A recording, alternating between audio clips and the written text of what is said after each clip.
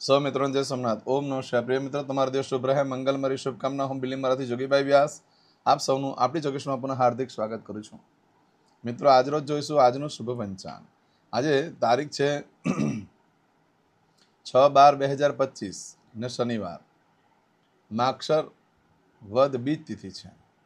આજના દિવસે ખાસ સૂચના છે બધાને કે આજે આખા વર્ષનો એક જ દિવસ એવો આવે છે કે જે દિવસે ભગવાન શંકરની ઉપાસના આરાધના કરવાથી ભગવાન શંકર અને કાર્તિકેય જેટલો પ્રેમ કરે છે. જેમ આખા વર્ષમાં એકવાર મહાશિવરાત્રિ આવે, મહાશિવરાત્રિનું જે મહત્વ છે એવી જ રીતે આખા વર્ષમાં એક દિવસ આદ્ર નક્ષત્રનો આવતો હોય છે કે આદ્ર નક્ષત્ર દર મહિને આવતું હોય છે, પણ જે માગસર મહિનામાં આદ્ર નક્ષત્ર હોય તે દિવસે ભગવાન શિવલિંગ રૂપે પ્રગટ થયા છે. આ દિવસે કોઈ પણ વ્યક્તિ ભગવાન શંકરની ઉપાસના આરાધના કરે છે. અનેક પ્રકારના દ્રવ્યથી, તેલ, તલનું તેલ, અત્તરનું પાણી, કેસુડાનું પાણી, તરોપાનું પાણી, મોસંબીનો રસ, પંચામૃતમાં દહીં, દૂધ, ઘી, ખાંડ, મધ બધી વસ્તુઓ અલગ અલગ લઈ અભિષેક કરી શકો. અનેક પ્રકારના પુષ્પોથી, અનેક પ્રકારના નૈવેદ્ય ભગવાનની ઉપાસના આરાધના કરવા માટે આજનો દિવસ બહુ જ શ્રેષ્ઠ છે. આજે સવારે 8:50 લઈ આવતીકાલે સવારે 6:14 સુધીમાં ગમે ત્યારે તમે મહાદેવની પૂજા કરી શકો છો. તો ચોક્કસ કરજો. આજે આદ્ર નક્ષત્ર છે, વર્ષમાં એક જ વખત આવતું હોય છે. આજે જોઈશું આજનું શુભ પંચાંગ. આજે જે બાળકનો જન્મ થાય છે ને તિથિ ગણાય છે બીજ. આ બીજ તિથિ આજે રાત્રે 9:28 પૂર્ણ થઈ જાય અને ત્યાર પછી જે બાળકનો જન્મ થાય ને ત્રીજ તિથિ ગણાશે. આજે જે બાળકનો જન્મ થાય છે એનું નક્ષત્ર ગણાય છે મૃગશીર્ષ. આ મૃગશીર્ષ નક્ષત્ર સવારે 8:50 પૂર્ણ થઈ જાય છે. 8:50 પછી જે બાળકનો જન્મ થાય એનું આદ્ર નક્ષત્ર ગણાશે. આજે જે બાળકનો જન્મ થાય છે એનો યોગ ગણાય છે શુભ. આ શુભ યોગ આજે રાત્રે 11:47 પૂર્ણ થઈ જાય અને ત્યાર પછી જે બાળકનો જન્મ થાય એનો શુકલ યોગ ગણાશે. આજે જે બાળકનો જન્મ થાય છે એનું કરણ ગણાય છે તેતિલ. આ તેતિલ કરણ આજે સવારે 11:09 પૂર્ણ થઈ જાય અને ત્યાર પછી જે બાળકનો જન્મ થાય એનું ઘર કરણ ગણાશે. આજે જે બાળકનો જન્મ થાય છે એને રાશિ ગણાય છે મિથુન. મિથુન રાશિના અક્ષર આવે છે ક, છ, ગ. મિથુન રાશિનો સ્વામી ગુરુ છે, બુદ્ધ છે. આ મિથુન રાશિ આજે આખા દિવસમાં કોઈ પણ બાળકનો જન્મ હોય એ બધાની રાશિ મિથુન ગણાશે. આ મિથુન રાશિ 7 તારીખે રાત્રે 10:39 પૂર્ણ થાય છે. એટલે ત્યાં સુધી જે બાળકોના જન્મ થશે બધાની રાશિ મિથુન ગણાશે. આ રાશિ તિથિ વાર નક્ષત્ર યોગ કરવાનું બહુ જ મહત્વ છે મિત્રો. એમાં જેનો પણ જન્મ હોય તેની ચોક્કસ પ્રમાણે પૂજા વિધિ કરી લો, જીવન સરળ બની જશે. આજે જે કોઈ મારા સબસ્ક્રાઇબ મિત્ર, મારા ઘર પરિવારમાંથી કોઈ પણ સદસ્યની વર્ષગાંઠ છે, મેરેજ એનિવર્સરી છે, એ બધાને મારી ઘણી ઘણી શુભકામના. તમારા જીવનમાં ખૂબ પ્રગતિ ઉન્નતિ થાય. ભગવાન શંકર તમારી બધી મનોકામના પૂર્ણ કરે એ હું સોમનાથ દાદાને પ્રાર્થના કરું છું. મિત્રો, આજના દિવસે સવારમાં ઉઠી આજનો શુકન કરેલો જેથી કરીને આખું વર્ષ તમારું સુંદર રીતે વ્યતીત થાય. આજના દિવસે જે કોઈ મારા સબસ્ક્રાઇબ મિત્ર, મારા ઘર પરિવારમાંથી કોઈ પણ સદસ્ય આજે કોઈ જગ્યા પર નવો ધંધો ચાલુ કરવા જઈ રહ્યા છે, કોઈ નવો વેપાર વ્યવસાય ચાલુ કરવા જઈ રહ્યા છે, આજે કોઈ ધર્મ ક્ષેત્રની યાત્રા માટે જરૂરી છે, આજે કોઈ વિદેશમાં જઈ રહ્યું છે, આજે કોઈ રમત ગમતમાં ભાગ લેવા જઈ રહ્યું છે, આજે કોઈ પરીક્ષા આપવા જઈ રહ્યું છે, આજે કોઈનું ઓપરેશન હોય, કોઈની ડિલિવરી હોય, કોઈની સગાઈ હોય, કોઈની છઠ્ઠીની પૂજા હોય, આવા કોઈ પણ કાર્ય તમે કરવા જઈ રહ્યા હોય તે દરેક કાર્યમાં તમને દિવ્ય સફળતા પ્રાપ્ત થાય હું સોમનાથ દાદાને પ્રાર્થના કરું છું. પરંતુ મિત્રો, આજના દિવસે તમે કોઈ પણ કાર્ય કરવા માટે જાઓ છો તો જતાં પહેલાં આજનું શુકન કરીને જાઓ જેથી કાર્યમાં સારામાં સારી સફળતા પ્રાપ્ત થઈ શકે. એમ તો આજે શનિવાર છે એટલે ઘરેથી નીકળો છો તો ઘરમાં જે વડીલ વૃદ્ધ વ્યક્તિ હોય તેને વંદન કરીને નીકળો. ઘરે પૂજાના સ્થાનમાં પગે લાગો. ભગવાનને કહેવાનું કે મારા કાર્યમાં મારી સાથે રહેજો. આજના દિવસે ગરીબને અન્નદાન, દવાનું દાન, વસ્ત્રનું દાન, પાત્રનું દાન કરવું બહુ જ જરૂરી છે. કારણ કે આજે શનિવાર છે ને ભગવાન શંકરનું નક્ષત્ર છે આદ્રા. આ દિવસે તમે કોઈ પણ કાર્ય કરશો તો આ ભગવાન શંકરને પ્રિય બની જશો. માટે આજે ભિક્ષુકને દાન કરવાથી એમને લક્ષ્મીની પ્રાપ્તિ થાય છે. ચોક્કસ કરજો. આજના દિવસે કોઈ પણ કાર્ય તમે કરવા માંગો છો તો તેના માટે પણ એક ચોક્કસ શુભ સમય હોય છે જે આપણે જોઈ લઈએ. આજે સવારે 7:30 થી 9 વાગ્યા સુધીનો સમય શુભ રહેશે. બપોરે 12 થી સાંજે 4:30 વાગ્યા સુધીનો સમય શુભ રહેશે. સાંજે 6 થી સાંજે 7:30 વાગ્યા સુધીનો સમય શુભ રહેશે. રાત્રે 9 થી આવતીકાલે મળસ્કે 1:30 સુધીનો સમય શુભ રહેશે. આવતીકાલે સવારે 4:30 થી સવારે 6 વાગ્યા સુધીનો સમય શુભ રહેશે. આ સમયગાળા દરમિયાન તમે કોઈ પણ કાર્ય કરો છો તે કાર્યમાં તમને દિવ્ય સફળતા પ્રાપ્ત થઈ શકે છે. પરંતુ મિત્રો, આજે સવારે 8:50 સુધી તમે કોઈ પણ વસ્તુની ખરીદી કરો છો, વેચાણ કરો છો, એ તમારી કોઈ વસ્તુનો જીવનની અંદર કોઈ નવા કાર્યનો આરંભ કરો છો, યા તમારી કોઈ વસ્તુ ખોવાઈ જાય છે, ચોરાઈ જાય છે, તેનું શું પરિણામ આવે, શું ફળ મળે, ક્યારે મળી શકે આપણે જોઈ લઈએ. આજે જે વસ્તુ ચોરાઈ ગઈ કે ખોવાઈ ગઈ એ 30 દિવસમાં મળે, બાકી મળવાની શક્યતા બિલકુલ ઓછી છે. આજના દિવસે ઇન્ટરવ્યૂ આપવા માટે શ્રેષ્ઠ દિવસ છે. આજના દિવસે ખરીદી કરવા માટે પણ સારું, વેચાણ કરવા માટે પણ સારું, કોઈ પણ કાર્યનો આરંભ કરવા માટે પણ સારું. પરંતુ મિત્રો, આજના દિવસે તમે જે કાર્ય કરો છો ને એનું સુખ લાંબો સમય સુધી મળતું નથી, ટકી શકતું નથી. તમને કોઈની સાથે આજે મિત્રતા થઈ તો એ મિત્રતા લાંબો સમય સુધી નહીં ટકી શકે. કોઈની સાથે પાર્ટનરશિપ કરો છો, નહીં ટકી શકે. લગ્ન કરો છો, નહીં ટકી શકે. એમાં બીજો કુંડલીમાં 2 મેરેજના યોગ હોય તો શક્યતા બહુ જ ઓછી થઈ જાય છે. આજના દિવસે શોર્ટ ટાઈમના સુખ માટેના જે કામો છે, એટલે નાના સમયના જે કામો છે એ બધા કરી શકો છો. આજે ખરીદી કરવા માટે ચાલે, વેચાણ કરવા માટે પણ ચાલે. આજે દસ્તાવેજ ઉપર સાઇન કરી શકાય છે. આજના દિવસે નવા વસ્ત્ર ભૂલમાં પણ ધારણ ન કરશો, નહીતર મોટે ભાગે ખરાબ થઈ જશે, ઓઇલના ડાઘા પડી જશે, ફાટી જશે, એ કપડાં નકામા થઈ જશે, માટે પહેરવા લાયક નહીં રહે. માટે આજે નવા વસ્ત્ર પણ ધારણ ન કરશો. આવું બધું જે ફળ છે એ આજે સવારે 8:50 સુધીમાં તમને મળે.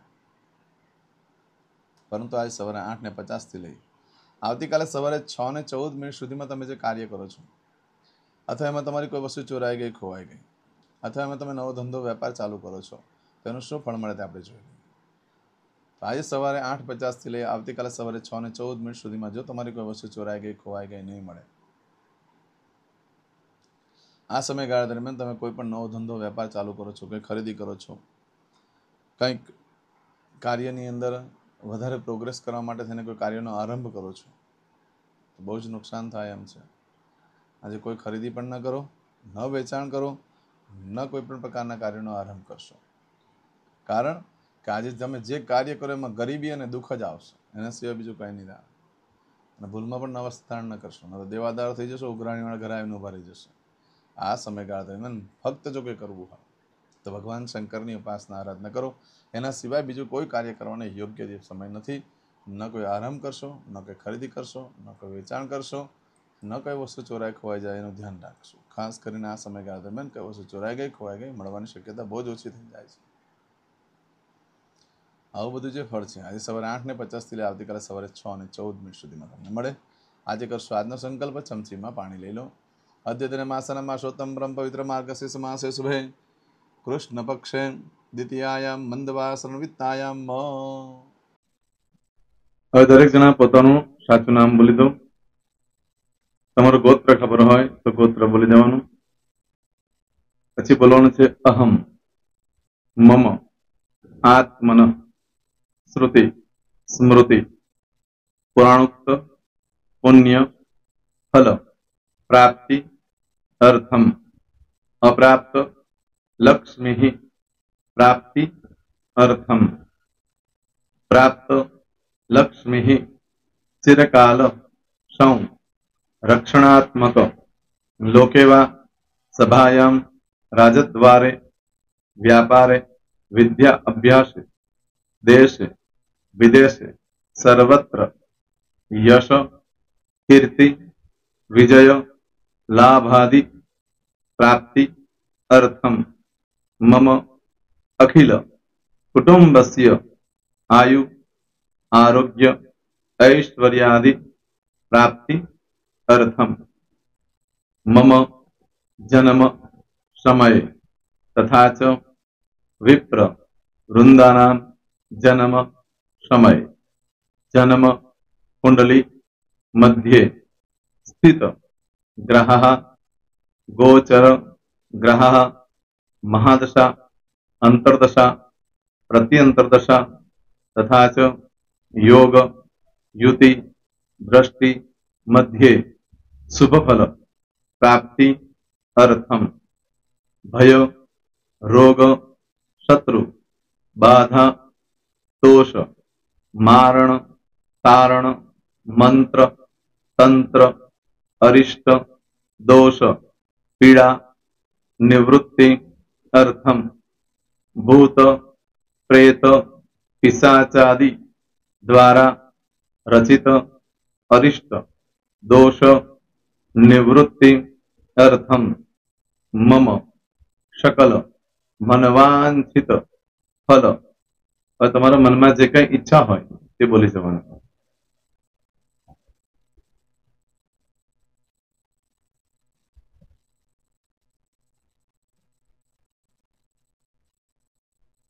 બોલવાનું અનુસારતઃ સકલ મનવાંછિત ફલ પ્રાપ્તિ અર્થમ.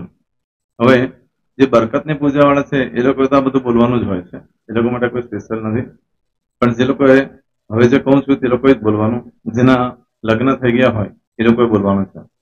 મમ દાંપત્ય જીવન મધ્યે સુખાકારી પ્રાપ્તિ અર્થમ પુત્ર પૌત્રાદિ સંતતિ પ્રાપ્તિ અર્થમ. આ સંતાન પ્રાપ્તિ વાળા માટે પણ આવી જાય છે એમાં. દીર્ઘ આયુ આરોગ્ય ઐશ્વર્યાદિ પ્રાપ્તિ અર્થમ. તથા ચ, હવે જેના લગ્ન નથી થયા તે લોકોએ બોલવાનું. મમ જટટી વિવાહ યોગ પ્રાપ્તિ અર્થમ વિવાહ પશ્ચાત દાંપત્ય જીવન મધ્યે સુખાકારી પ્રાપ્તિ અર્થમ. હવે જે લોકોને સંતાન પ્રાપ્તિ નથી, જે લોકોને સંતાન પ્રાપ્તિ છે કરવી છે એ લોકોએ બોલવાનું. મમ દાંપત્ય જીવન મધ્યે સુખાકારી પ્રાપ્તિ અર્થમ તથા ચ દીર્ઘ આયુ આરોગ્ય ઐશ્વર્યાદિ સમન્વિત સંતતિ સુખ પ્રાપ્તિ અર્થમ. હવે જે અભ્યાસ કરી રહ્યા છો છોકરાઓ વિદ્યાર્થીઓ છે તે લોકોએ બોલવાનું છે. મમ વિદ્યા અભ્યાસ મધ્યે ઉત્તરો ઉત્તર પ્રગતિ ઉન્નતિ સાનુકૂલતા પૂર્વક દિવ્ય સફળતા પ્રાપ્તિ અર્થમ. હવે જે લોકો વિદેશમાં જવા માંગતા હોય કે સીટમાં જવા માંગતા હોય, મતલબ ભારત દેશની બહાર જઈને ધંધો વેપાર કરવા માંગતા હોય એ લોકોએ, અથવા વિદેશ જવા માંગતા હોય કાયમ માટે, એ લોકોએ બોલવાનું છે. મમ જટટી વિદેશ ગમન યોગ પ્રાપ્તિ અર્થમ વિદેશ ગમન કાર્ય મધ્યે સાનુકૂલતા પૂર્વક દિવ્ય સફળતા પ્રાપ્તિ અર્થમ. આરોગ્ય વાળા બોલવાનું છે, જેને આરોગ્યની પૂજા આપેલી હોય એ લોકોએ. એમ તો દરેક જણા જ બોલવાનું. બોલો મમ આયુ આરોગ્ય ઐશ્વર્યાદિ પ્રાપ્તિ અર્થમ.